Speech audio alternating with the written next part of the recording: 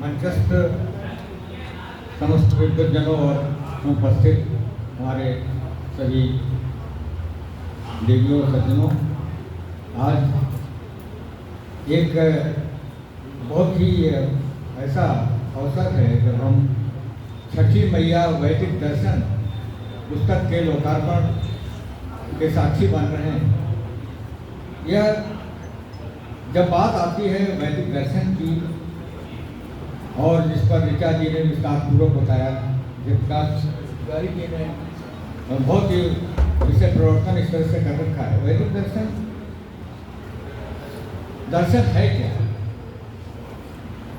जब हम लोग इस तरह की फिलॉसफिकल बातें सोचते हैं तो कुछ अलग रूप में उसको ग्रहण करते हैं। हम समझते हैं कि ये कोई बहुत गंभीर ऐसा विषय होगा, इसके बीच में हमें नहीं जाना।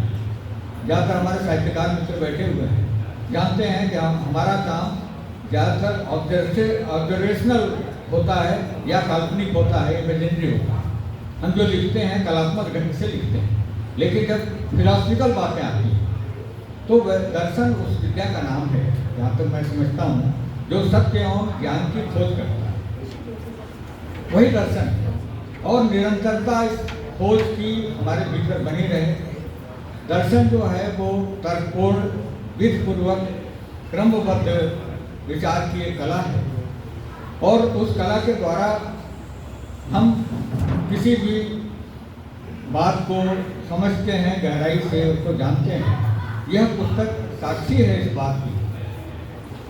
छठी मैया, और बार बार सूर्य देव की बात हुई, क्योंकि उत्स है वहीं से सृष्टि का। और तिवारी जी ने अभी यजुर्वेद के उस मंत्र की याद दिलाई। मंत्र का कहूँ, वेद के तो ऋचाएँ होती हैं, ऋचा की उसके प्रमाण हैं, यहाँ पर बैठी हुई हैं ऋचा राय। ये विश्वानि देव संतुर्दुर्गानि परास्तु यन् भद्रं तन्न आस्तु, ये जो श्लोक है, जो अच्छा है उसे मुझे दो हे सविदेव, जो यद भद्रम तन्न आस्तु, जो भद्र है, जो शुभ है, वो हमें प्राप्त हो। एक बात विशेष जहाँ मैं आपको सुन रहा था कि ये कर्मकांड की बात आपने उठाई चाहिए। कर्मकांड केवल क्रियाएं नहीं होती हैं, ये आपकी स्मृति का एक सेतु है, हमें हमारे पूर्वजों से जोड़ते हैं, जिसको आप ये समझ लेते हैं आज के समय में, आधुनिक काल में, मेरा साहब कि हम कर्मकांडी लोग हैं, इस तरह के लोग हैं। नए नए शब्द आ गए हैं, सनातनी हैं, इस तरह के बहुत सारी, कुछ राजनीतिक शब्दावली भी है, ये सब आ जाती है। लेकिन वास्तव में कर्मकांड एक क्रिया ही नहीं है, वो स्मृति का सेतु है। यानी जो पीछे बीत चुका है उससे हम अपने को कैसे जोड़ते हैं, हम अपने पूर्वजों से कैसे जुड़ते हैं।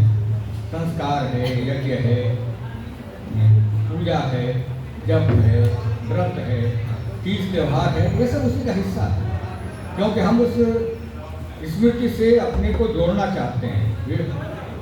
वैसे मुझे याद आते हैं हमारे बड़े सीनियर कवि थे, लोकप्रिय कवि बाल कवि बैरागी, उनकी दो प्रसिद्ध पंक्तियां हैं कि हैं करोड़ों सूर्य लेकिन सूर्य हैं किस काम के, हैं करोड़ों सूर्य लेकिन सूर्य हैं बस नाम के, जो न दे हमको उजाला दे भला किस नाम।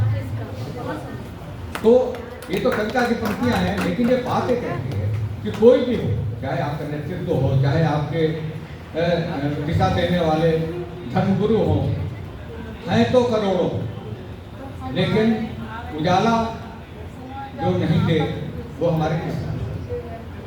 हम उस दृष्टि से भी काव्य को भी देखते हैं, और ये जो कुछ भी लिखा गया है ये सब काव्य में लिखा गया है।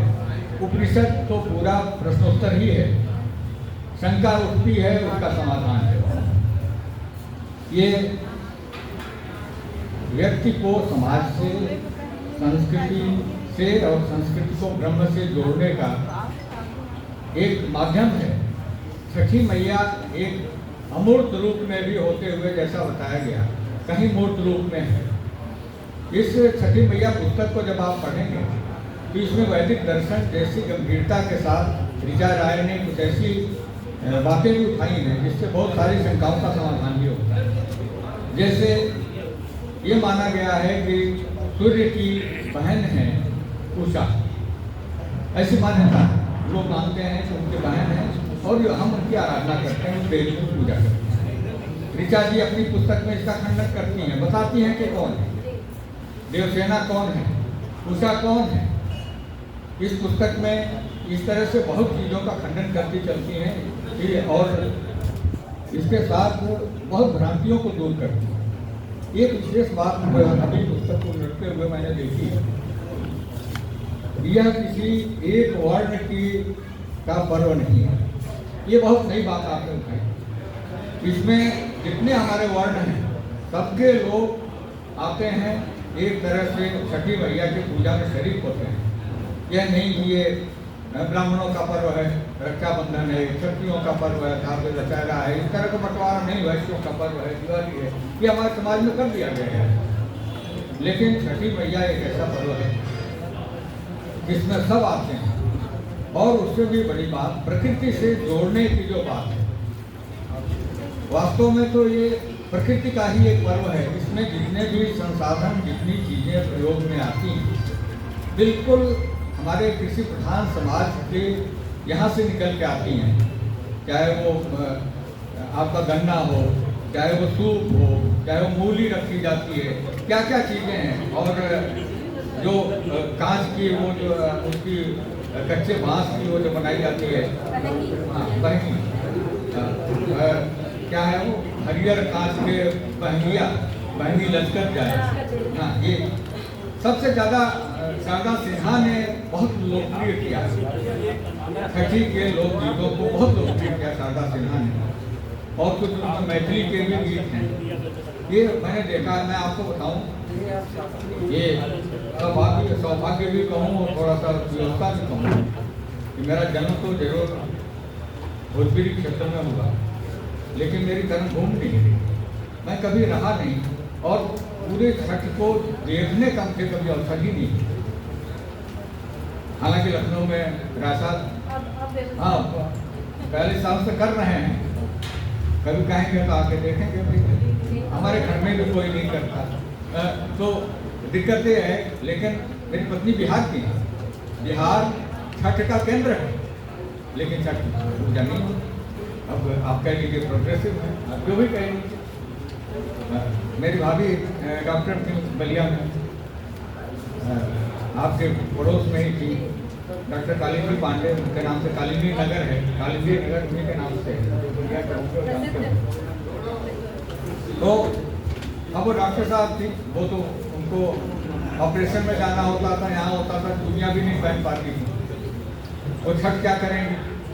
ये जो प्रोफेशनल्स आ गए समाज में, लेकिन जो लोग अन्य प्रकार के कार्यों में हैं, जो महिलाएं हैं, सारे हमारा धर्म ये आप नारी शक्ति से चल रहा है, पुरुष तो उसके साथ है। और ये तो एक ऐसा पर्व है छठ, जहाँ तक मैंने जाना इसको कि पुरुष साथ में चलता है, सामान लेके चलता है उसके साथ, और पत्नी के साथ बराबर होता है सूर्य के उसमें। आपको जान के आश्चर्य होगा कि ये नहाए खाए करना, ये शब्द मैंने लखनऊ में आके सुना। मैं इसको पहले जानता ही नहीं था, ये जानता था, पढ़ा था मैंने कहीं, लेकिन बहुत विस्तार से, मैं बहुत गहराई से इसको जानता नहीं, क्योंकि गंभीर बातें यहाँ की गई हैं, इसलिए मैं थोड़ा सा उसको लाइटर वे में आपके बीच बात कर रहा हूँ। तो ये जो चीज़ें हैं, आप जब इस पुस्तक को, ये बहुत ही एक महत्वपूर्ण पुस्तक है, छठी मैया वैदिक दर्शन, जिसकी लेखिका ऋचा राय ने, इसे आपको पढ़ना चाहिए। इसमें मैं ये देख रहा हूँ कि छठी माता कौन है, इसके आध्यात्मिक पक्ष को बताया गया है, और फिर छठी मैया का स्वरूप कैसे बना, ये चैती छठ क्या होती है, विस्तार से उसके बारे में बताया गया है। आदित्य नारायण क्या हैं, सूर्य का जन्म कैसे हुआ, क्या हुआ, सूर्य जो हमें अब तो प्रकाश नहीं है, अब तो ऊर्जा का स्रोत हो गया है। सोलर एनर्जी जब से आई है, सूर्य को हम उस रूप में भी ग्रहण करने लगे हैं। और बहुत विस्तार से उस पर बात नहीं करूँगा। पंच तत्वों के बारे में बात की है इन्होंने, जो सब आप जानते हैं, लेकिन इस पुस्तक को पढ़ेंगे तो कुछ नई बात आपके सामने आएगी। विशेष रूप से बात करते करते ये सूर्य मंदिर की बात करने लगती है और क्रमशः चलती हैं वैदिक काल से, उसके बाद आगे बढ़ते हुए सूर्य मंदिर ये जितने भी हैं, कोणार्क का है, देवार्क का है, ये कोलार्क का है, जितने सूर्य मंदिर हैं सबके बारे में इन्होंने गहन अध्ययन के पश्चात इस पुस्तक को लिखा है।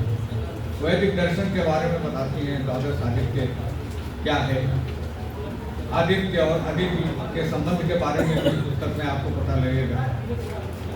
ऐतिहासिक पक्ष क्या है इसका, एक पूरा खंड इस पर दिया गया है। सामाजिक पक्ष क्या है, अस्ताचलगामी सूर्य, सामाजिक समरसता, अनुशासन, आरोग्य, इन सब बातों को उठाया गया है।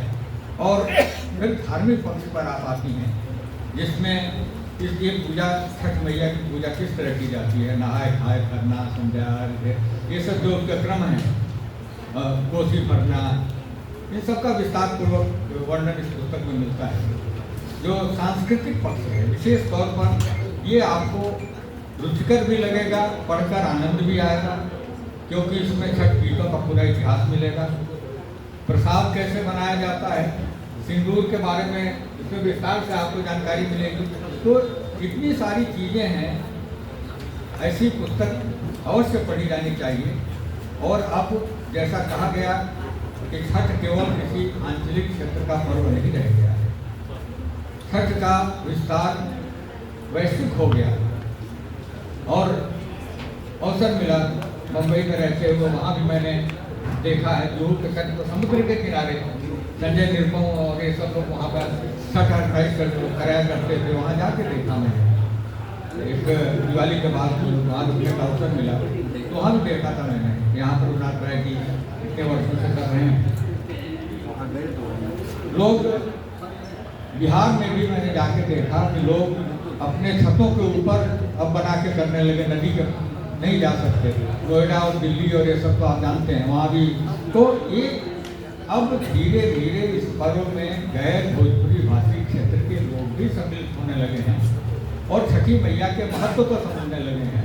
क्योंकि जब ये ऋचा जी इस पुस्तक की भूमिका लिख रही है, ये भूमिका बहुत डूब कर लिखी इन्होंने, क्योंकि भूमिका में ये बताती हैं कि कैसे इनकी माता जी छठ का व्रत करती हैं, रहती हैं, और एक समय आता है उनकी वृद्धावस्था के कारण कि उसका उद्यापन कर दिया जाए, और उसके बाद आप लोग उसको आगे संभालते हैं। और पूरे विस्तार से कैसे ये चलती हैं, इटावा से कैसे पहुँचती हैं, ये बलिया नहीं, बलिया तक कैसे जाती हैं, रास्ते में क्या कुछ होता है, सारा वर्णन करते हुए जब चलती हैं तो एक चलचित्र सा हमारे सामने आता है। और ये ऐसा नहीं लगता कि वैदिक दर्शन की बात कर रहे हैं, ऐसा लगता है कि बहुत एक कोई हम यात्रा वृत्तांत पढ़ रहे हैं, कोई कथा पढ़ रहे हैं। रोचकता इस पुस्तक की बहुत बड़ी विशेषता है। और वैदिक दर्शन के थोड़ा सा गंभीरता में न जाके यदि आप इस पुस्तक को पढ़ेंगे तो आपको लगेगा कि छठी मैया हमें आशीर्वाद ही नहीं देती, छठी मैया हमारी मनोकामना ही पूर्ण नहीं करती। छठी मैया के बारे में पढ़ना, श्रवण करना, ये भी हमें बहुत आनंद देता है, हमें भीतर से बाहर से भी शुद्ध करता है, हमारे पर्यावरण को शुद्ध करता है। और इस पूरे पर्व में पर्यावरण का बहुत महत्व है। इसको जब आप गहराई से समझेंगे तो जो मैंने बताया कि बहुत ही कृषि समाज से उठाई हुई सामग्री के द्वारा कैसे पूजा की जाती है, ये इस पुस्तक की विशेषता है। मैं इस पर कोई बहुत गंभीर संभाषण न करते हुए आज पुनः इस अवसर पर, जबकि नवतपा का समय चल रहा है गर्मी का, और नवतपा में कहते हैं कि सूर्य पृथ्वी के सबसे करीब आता है, सूर्य पृथ्वी के सबसे करीब आया है। ऐसे में सूर्य के बहाने और छठी मैया के बहाने हम जो है अपने पुराने वैदिक दर्शन की ओर पहुँचे। मैं आप सब को बहुत धन्यवाद देता हूँ सुनने के लिए। और मैं सूर्य कुमार नाम है मेरा, मैं तो स्वयं सूर्य पुत्र हूँ, ये मान के चलिए। तो कहीं कहीं जो है थोड़ा सा इस तरह की बात करते हैं। ये मासोत्तम है, ये अधिमास का जो महीना है, पूर्णिमा का की तिथि आज बहुत शुभ अवसर आपने चुना है इस कार्य के लिए। पुस्तक के लोग यह पुस्तक खूब खूब पढ़ी जाए, लोकप्रिय हो, मेरी शुभकामनाएं हैं। और आप सबको सुनने के लिए अभिषा जी को पुनः पुनः बहुत बहुत धन्यवाद। और उनके कुलदेव कहाँ हैं, छठ में तो उनका भी सहयोग रहता है। आपको भी बहुत बहुत बधाइयाँ जो आपने इतना अवसर दिया है इन्हें, पूरी शिक्षा पूरे अपने कार्य के साथ, अपने अध्यापन के साथ ये ऐसी पुस्तकें और भी लिखें और समाज को जागृत करें, पर्वों के बारे में, त्यौहार के बारे में, भारतीय संस्कृति के बारे में। मैं बहुत बहुत शुभकामनाएं देता हूँ आपको और आप सबको बहुत नमन करता हूँ।